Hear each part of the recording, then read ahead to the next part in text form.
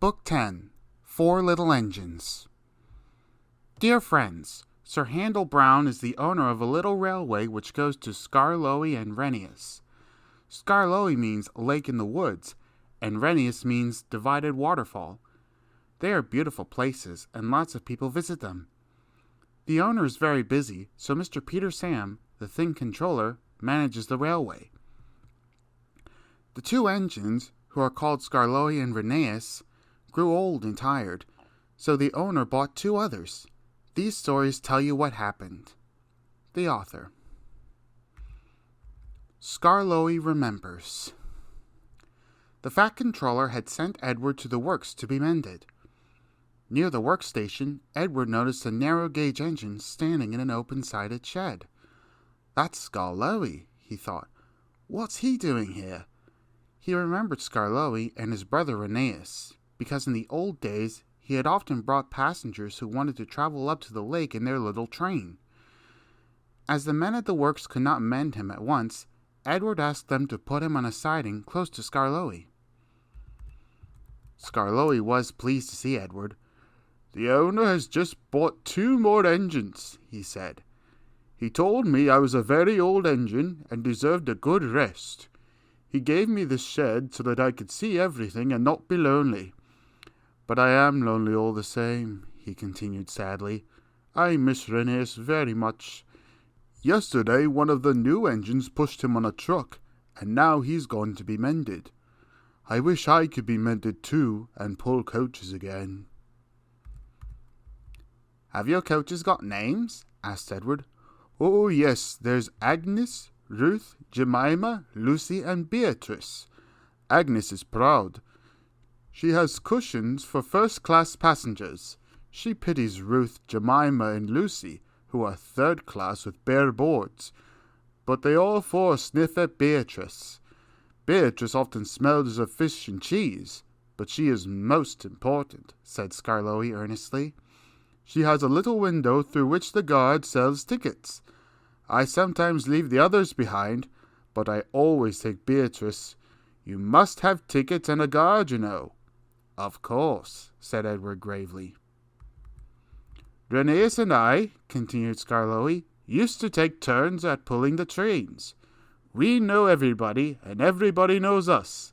We whistle to the people in the fields, at level crossings, and in lonely cottages and farms, and the people always wave to us.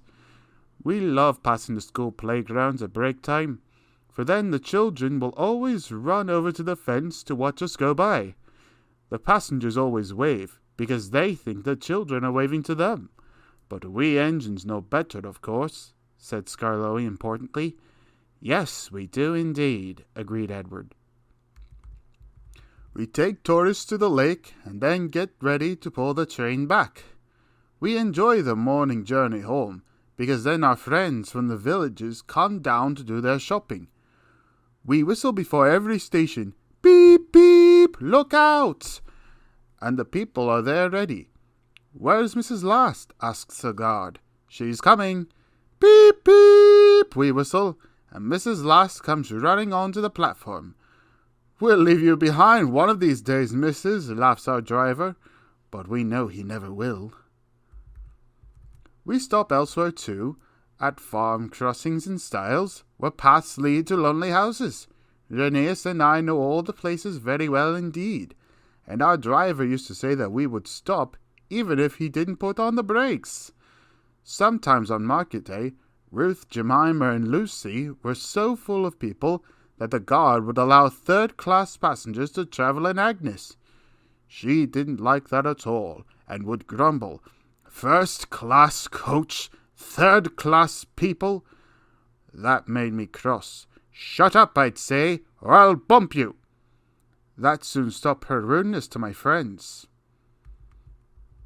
Just then some workmen came. "We're going to mend you now, Edward," they said. "Come along." "Goodbye, Skarloey. Thank you for telling me about your railway. It's a lovely little line." "It is, it is. Thank you for talking to me, Edward. You've cheered me up. Goodbye." Skarloey watched Edward being taken back to the works. Then, shutting his eyes, he dozed in the warm afternoon sun. He smiled as he dozed, for he was dreaming, as old engines will, of happy days in the past. Sir Handel. The new engines looked very smart. One was called Sir Handel, and the other Peter Sam. "What a small shed," grumbled Sir Handel. "This won't do at all." "I think it's nice," said Peter Sam. "Huh," grunted Sir Handel. "What's that rubbish?" "Shh, shh," said Peter Sam. "That's Skarloey, the famous old engine." "I'm sorry, Skarloey," he whispered.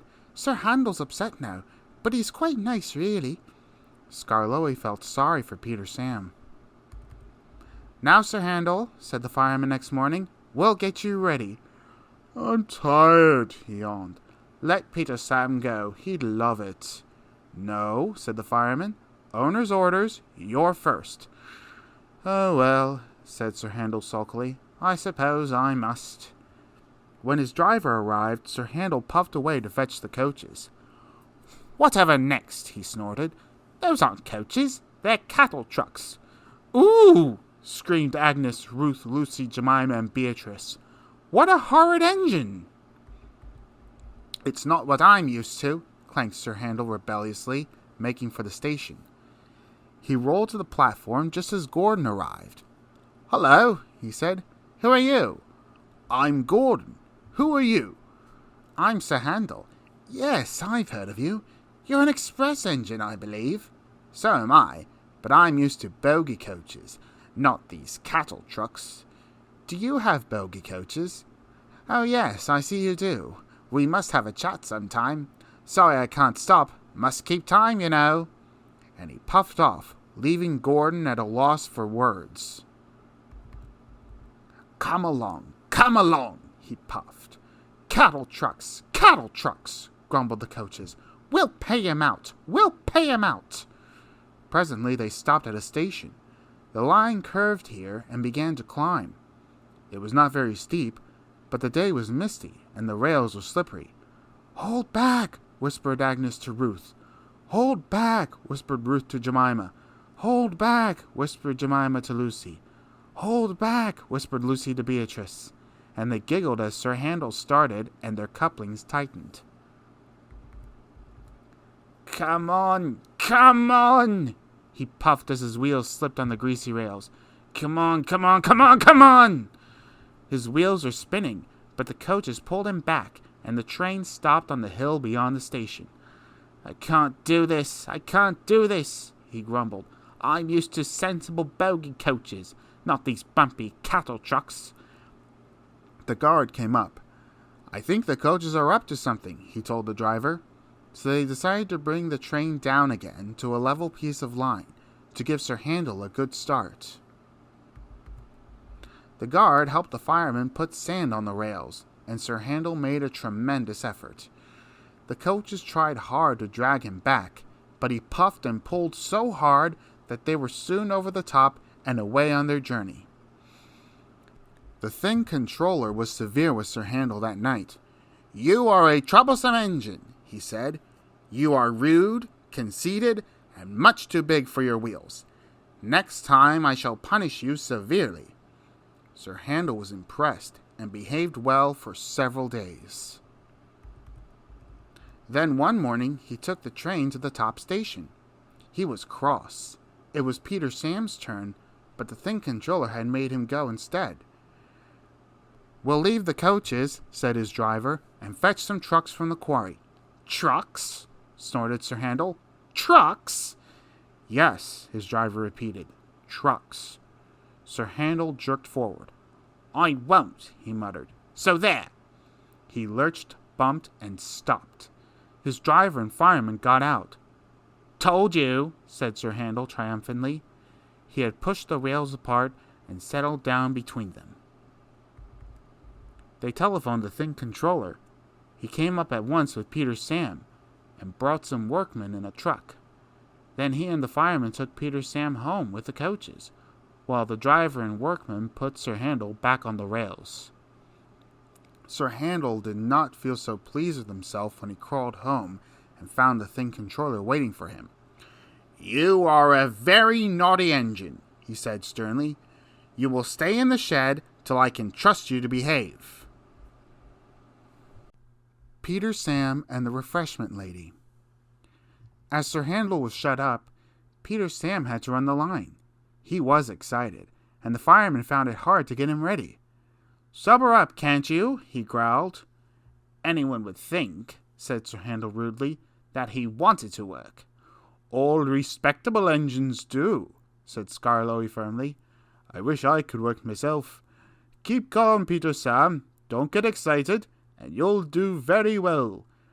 But Peter Sam was in such a state that he couldn't listen. When his driver came, Peter Sam ran along to fetch the coaches. "Beep, beep, beep, beep, come along, girls," he whistled, and although he was so excited, he remembered to be careful. "That's the way, my dears. Gently does it." "What did he say?" asked Jemima, who was deaf. "He said, 'Come along, girls,' and he called us his dears," simpered the other coaches. "Really, one does not know what to think.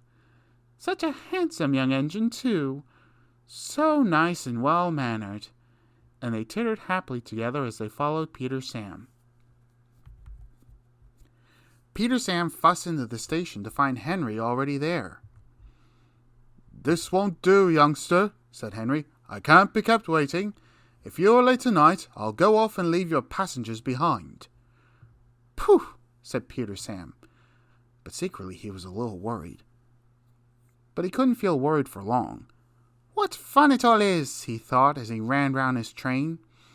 He let off steam happily while he waited for the guard to blow his whistle and wave his green flag. Peter Sam puffed happily away, singing a little song. "I'm Peter Sam, I'm running this line. I'm Peter Sam, I'm running this line." The people waved as he passed the farms and cottages, and he gave a loud whistle at the school. The children all ran to see him puffing by. Agnes, Ruth, Jemima, Lucy, and Beatrice enjoyed themselves too. "He's cocky, Chock Chock, but he's nice, Chock Chock. He's cocky, Chock Chock, but he's nice, Chock Chock," they sang as they trundled along. They were growing very fond of Peter Sam. Every afternoon they had to wait an hour at the station by the lake. The driver, fireman, and the guard usually bought something from the refreshment lady, and went and sat in Beatrice. The refreshment lady always came home on this train. Time passed slowly today for Peter Sam. At last his driver and fireman came up. "Peep, peep! Hurry up, please!" he whistled to the passengers, and they came strolling back to the station. Peter Sam was sizzling with impatience. "How awful," he thought, "if we miss Henry's train." The last passengers arrived. The guard was ready with his flag and whistle. The refreshment lady walked across the platform. Then it happened. The guard says that Peter Sam was too impatient. Peter Sam says he was sure he heard a whistle. Anyway, he started. Come quickly, he puffed. "Stop, stop, stop," wailed the coaches. "You've left her behind! You've left her behind!" The guard whistled and waved his red flag. The driver, looking back, saw the refreshment lady shouting and running after the train. "Bother!" groaned Peter Sam as he stopped. "We'll miss Henry now." The refreshment lady climbed into Beatrice, and they started again. "We're sure to be late! We're sure to be late!" panted Peter Sam frantically. His driver had to keep checking him. "Steady, old boy, steady." "Beep, beep!" Peter Sam whistled at the stations. "Hurry! Please hurry!" And they reached the big station just as Henry steamed in. "Hurrah!" said Peter Sam. "We've caught him after all!" And he let off steam with relief. Whoosh! "Not bad, youngster," said Henry loftily. The refreshment lady shook her fist at Peter Sam. "What do you mean by leaving me behind?" she demanded. "I'm sorry, refreshment lady, but I was worried about our passengers." And he told her what Henry had said. The refreshment lady laughed. "You silly engine," she said. "Henry wouldn't dare go. He's got to wait. It's a guaranteed connection." "Well," said Peter Sam. "Well, where's that Henry?" But Peter Sam was too late that time, for Henry had chortled away. Old Faithful. Sir Handel stayed shut up for several days. But one market day, Peter Sam could not work. He needed repairs. Sir Handel was glad to come out. He tried to be kind, but the coaches didn't trust him. They were awkward and rude. He even sang them little songs. But it was no use. It was most unfortunate, too, that Sir Handel had to check suddenly to avoid running over a sheep. "He's bumped us!" screamed the coaches. "Let's pay him out!" The coaches knew that all engines must go carefully at a place near the big station. But they were so cross with Sir Handel that they didn't care what they did. They surged into Sir Handel, making him lurch off the line. Luckily, no one was hurt. Sir Handel limped to the shed. The thing controller inspected the damage. "No more work for you today," he said. "Bother those coaches. We must take the village people home and fetch the tourists, all without an engine." "What about me, sir?" asked the voice. "Skarloey," he exclaimed. "Can you do it?" "I'll try," answered the old engine. The coaches stood at the platform. Skarloey advanced on them, hissing crossly. "I am ashamed of you," he scolded. "Such behavior! You might have hurt your passengers. On market day, too." "We're sorry, Skarloey. We didn't think. It's that Sir Handel. He's—" "No tales," said Skarloey firmly. "I won't have it, and don't you dare try tricks on me." "No, Skarloey. Of course not, Skarloey," quavered the coaches meekly. Skarloey might be old and have dirty paint, but he was certainly an engine who would stand no nonsense. His friends crowded round, and the guard had to shoo them away before they could start. Skarloey felt happy. He remembered all the gates and stiles where he had to stop, and whistled to his friends. The sun shone, the rails were dry. "This is lovely," he thought. But presently they began to climb, and he felt short of steam. "Bother my tubes," he panted. "Take your time, old boy," soothed his driver. I'll manage, he wheezed, and, pausing for breath at the stations, he gallantly struggled along. After a rest at the top station, Skarloey was ready to start. "It'll be better downhill," he thought. The coaches ran nicely, but he soon began to feel tired again. His springs were weak, and the rail joints jarred his wheels. Then, with a crack, a front spring broke, and he stopped. "I feel all crooked," he complained. "That's torn it," said his driver. "We'll need a bus now for our passengers." "No," pleaded Skarloey. "I'd be ashamed to have a bus take my passengers. I'll get home or burst," he promised bravely. The thin controller looked at his watch and paced the platform. James and his train waited impatiently too. They heard a hoarse beep, beep. Then groaning, clanging, and clanking, Skarloey crept into sight. He was tilted to one side and making fearful noises, but he plodded bravely on. "I'll do it! I'll do it!" he gasped between the clanks and groans. I've done it." And he sighed thankfully as the train stopped where James was waiting. James said nothing. He waited for his passengers and then respectfully puffed away. "You were right, sir," said Skarloey to the owner that evening. "Old engines can't pull trains like young ones." The owner smiled. "They can if they're mended, old faithful," he said, "and that's what will happen to you. You deserve it." "Oh, sir," said Skarloey happily. Sir Handel is longing for Skarloey to come back. He thinks Skarloey is the best engine in the world. He does his fair share of the work now, and the coaches never play tricks on him, because he always manages them in Skarloey's way. If you have enjoyed these stories, you will enjoy a visit to the Tallyclyn Railway at Towyn in Wales.